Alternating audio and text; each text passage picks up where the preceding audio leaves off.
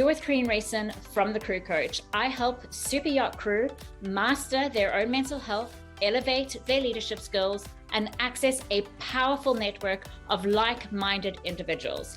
I do this through my Guest IAMI accredited leadership course, online counseling, as well as my exclusive membership for yacht crew called TCC Tribe.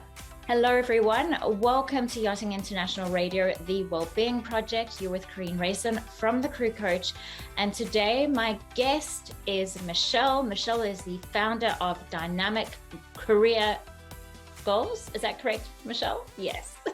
I'm thinking career growth, but it's all, I think, connected anyway. But lovely to have you here. And I know it's quite late for you in the evening, but let's get started. Michele, before we do, if you don't mind sharing a little bit about yourself. I know you've got 20 plus experience in marketing and PR, and you have done a master's in executive leadership, a really fascinating career. But before we jump into the juicy stuff, who are you? Who do you serve? What do you do? Sure. Well, thank you so much for having me here. I'm excited to speak to your audience. And I have been really in the education space for a really long time. You mentioned that I have a communications and marketing background. It was a communications and marketing director for a majority of my career for large public universities in the US.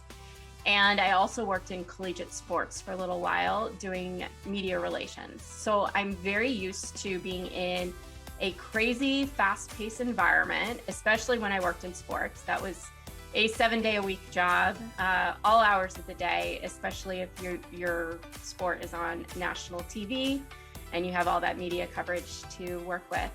So I kind of did something a little bit crazy about 4 years ago. I quit my job and I kind of reached a wall in my career and really did a lot of assessment about, okay, what's going to move me forward.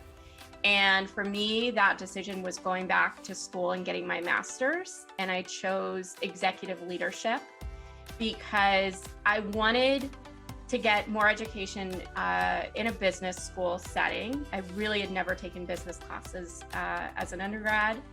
And I really specifically wanted to learn more about the people side of business and what it takes to lead a organization, especially when there is a lot of ambiguity and change happening.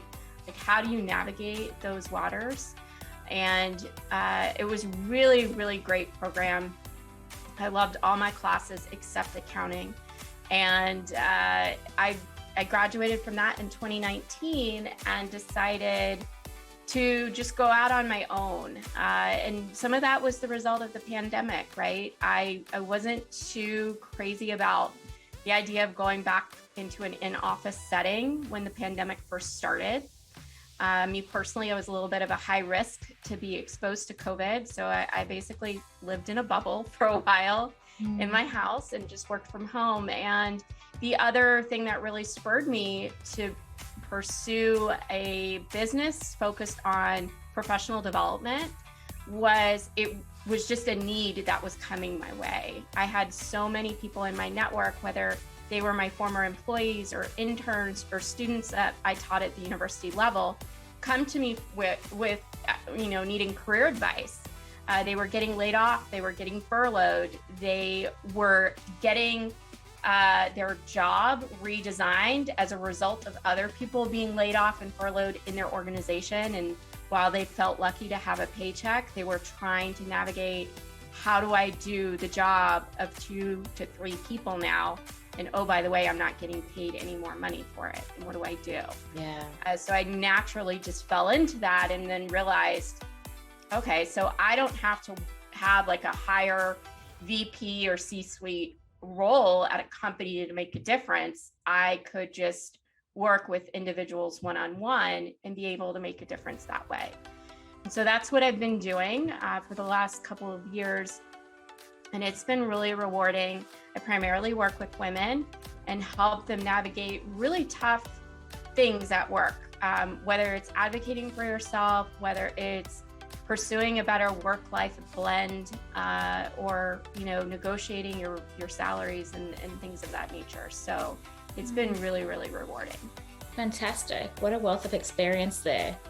I am curious to know, through working with different teams and organizations, what do you think is the biggest hiccup or obstacle that they come across in general in a workplace in terms of problematic behavior, let's say? Okay. I think probably some of the biggest hiccups I've seen on various teams and organizations has really been a lack of leadership. Typically, in the areas where I've worked, it's not uncommon for somebody to be promoted into a leadership / management role because of their work experience, as far as they're really good at their job, or in a university setting, they're a really amazing researcher. They've published in all these journals. So now they're going to be a manager or leader. And while that makes some sense, the big piece that is really missing in a lot of environments that I've been in is there is no leadership or management training offered when these people are moved into those roles. And so that's where I really see a lot of breakdown in organizations, is just people not knowing how to properly lead and manage, or their management style is the polar opposite of what their team really needs. They're not being adaptable to the environment that they're in. And then you start seeing a lot of turnover, employee production goes down, employee morale goes down. And so things that I witnessed in the workplace, not only with my own eyes, but just, talking with friends and colleagues and seeing what they're dealing with, especially women, really made me understand the importance of really learning how to lead and manage. I found myself in that type of role at a very young age. I was named a communications director. And so I had to really learn a lot on the job. And luckily I had amazing bosses and mentors, early on in my career, where I learned a lot from them by watching them manage and lead. But that's the problem that a lot of organizations have, right? If people are just watching the behavior of management and leadership, maybe management and leadership isn't always doing the right thing because maybe they're not trained in those areas. It just will repeat a cycle of poor leadership and management, because if people are only learning by observing instead of learning like the exact strategies that you should be doing as a leader or manager, and how to handle certain situations that come up. And in my own career, I reached a point where I didn't have all the tools that I needed as a manager and leader of my department, because I had an employee who was being bullied in the workplace by somebody outside of our team. And so the only thing that I knew what to do was to go to HR and involve human resources. And that was the right thing to do. But through that, I really learned a lot. And that's when I started seeing the gaps in my own leadership and management, just because there were just things that I never personally encountered. So I didn't know how to navigate them. And now, having gone back to school and having a better understanding of really organizational behavior and some of the other things that impact a workplace, I am much more comfortable going in and navigating very, complex situations with people in the workplace. I love what you're saying there, because it resonates with me. In particular, the one thing is what I find in our industry. Now, I offer a 3-month leadership course, and it's all about self-leadership. As you have identified, it's like recognizing the learning gaps within yourself so that you can be a better leader for others. What we find in our industry is that you can quickly climb the ranks, and if you've got the tickets or the work experience behind you, then you are a leader. So there's no focus on soft skills. How do you know whether you need to invest in your leadership? Now, I know that's a very broad question, but I just want to make it more targeted and focused in relation to particular skills that you may not be aware that you're lacking, that might encourage you to therefore do something like a leadership course. Sure. I think that's a great question. And we really have to look within ourselves. We have to also look at the environment that we're in too, and the types of people that we're working with. So you really need to have a high self-awareness for starters. And you need to be able to have strong communication skills, but you also need to pick up on cues of your teammates, because everybody has different strengths and weaknesses on a team. And you really need to be in tune with how to uncover those strengths and weaknesses on a team so that you can be a better leader and a better manager if you're in a management position. I am of the thought that anybody can be a leader. It doesn't matter where you are in the ranks. You don't have to have an official title.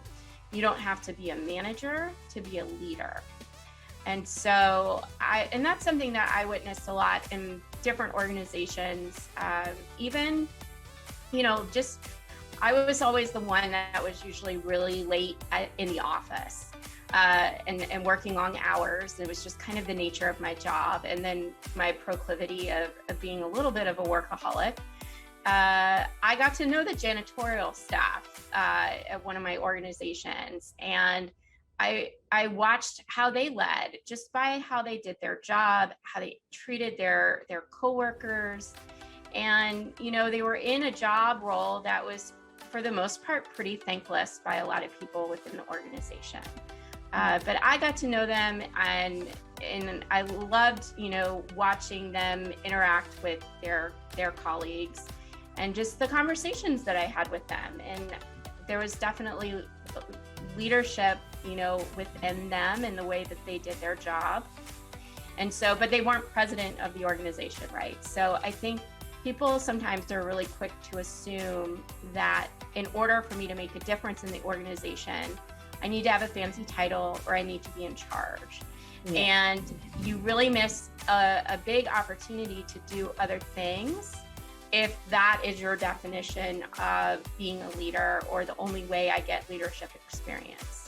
So I think even in my early career, I took advantage of, different opportunities that were given to me. And even though, yes, I was, the student intern, I was really treated for the most part almost like a full-time staff member. And as far as the things that they entrusted me with and the respect that I had earned, and it was just the way I conducted myself, and also wanted to be an active contributor to the team and worked anywhere I could to help people that I was working with.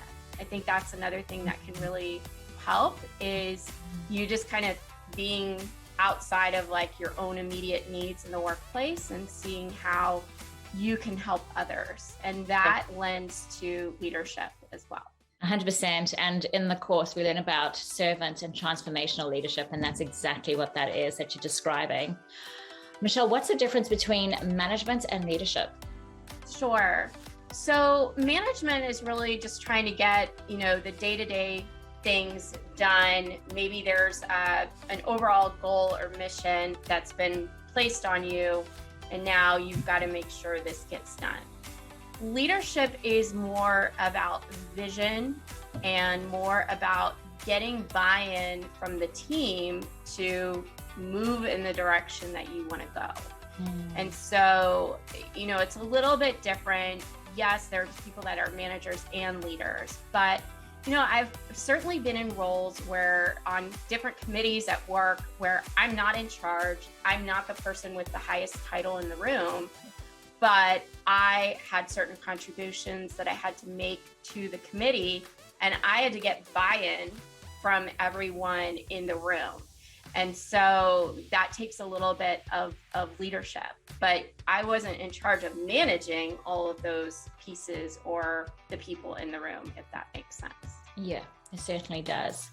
Now, I know that you're coming into our masterclass in our lunch and learn session, and this is something that's brand new to my company, the Crew Coach, and it's an opportunity to have an hour of, I would say, power learning where you can really accelerate your growth.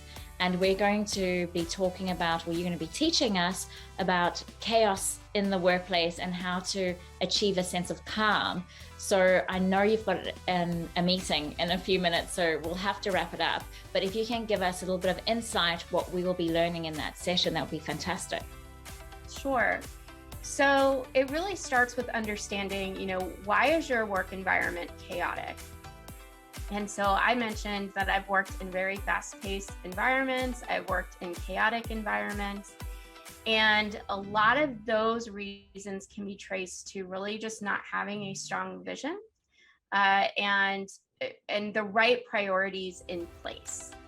And so I don't want to spoil everything that I'm teaching because what I'm doing is I'm breaking it down in a really step-by-step manner. I've taught this to business owners, I've taught it to companies and employees, and they like how practical the approach is to really calming the chaos at work. But it does require you to either ask some tough questions or, have some tough conversations. And I'll be sharing what I did to really help calm the chaos for my team. My team we were really overstretched. We did not have all the resources we needed to do our job. Just to give you an idea, I had a team of 3 at one point for communications and marketing for a college that had 23 academic departments, 22 research centers and institutes, and about 600 faculty, 17,000 students. That's big. Wow. So there was a lot of things always going on, right? And it was a lot to keep up with. And were we helping everybody at the same time? No, but we still had a pretty large volume of workload. And at one point we started doing about 200 events a year out of my office. And I had an event coordinator for that, but she was, drowning in work. And we were just going at a very unsustainable pace, right? And so we needed to have some tough questions, and we needed to really focus on really what is the mission here. We were just saying yes to everything. We were kind of being asked to say yes to everything. And we needed, clearer boundaries of what really is our responsibility and what's not our responsibility. And in consulting with other working professionals and organizations, the ones that feel really chaotic is there really aren't very clear boundaries. There's not a really clear vision or description in place of really what are the main priorities. And so I'm going to share with y'all how to kind of navigate that, what you really need to focus on, regardless if you're a manager, a leader, or just an individual contributor, depending on how your job is structured. These are all good things that you should consider on an individual level as well as an organizational level, because at least if you as an individual have this information of how to navigate it, it sets you up to ask the right questions and identify ways on your own to calm the chaos at work.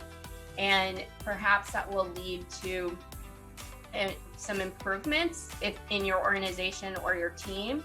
And then at the very least, sometimes getting this information and trying to implement it yourself, and you might see resistance within your organization, that can also be a signal to you, I may not be in the right fit for me.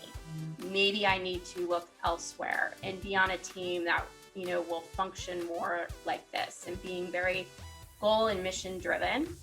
And one little tidbit I'll share is when you do have goals set, you will know what to say yes to and what to say no to, because it's very easy to get pulled into 1,000 directions, especially if there aren't clear roles defined within an organization. And that's where things get really chaotic. And so I look forward to giving you the tools that you need to calm that chaos at work, and at the very least learn how to do it for yourself, and then hopefully you can start implementing it throughout your team or organization. Amazing. So excited for that masterclass, and I've got heaps more questions to ask you, but I'll save it for the masterclass. Michele, Thank you so much for your time. What a pleasure, and looking forward to connecting with you again soon. Yeah, I can't wait.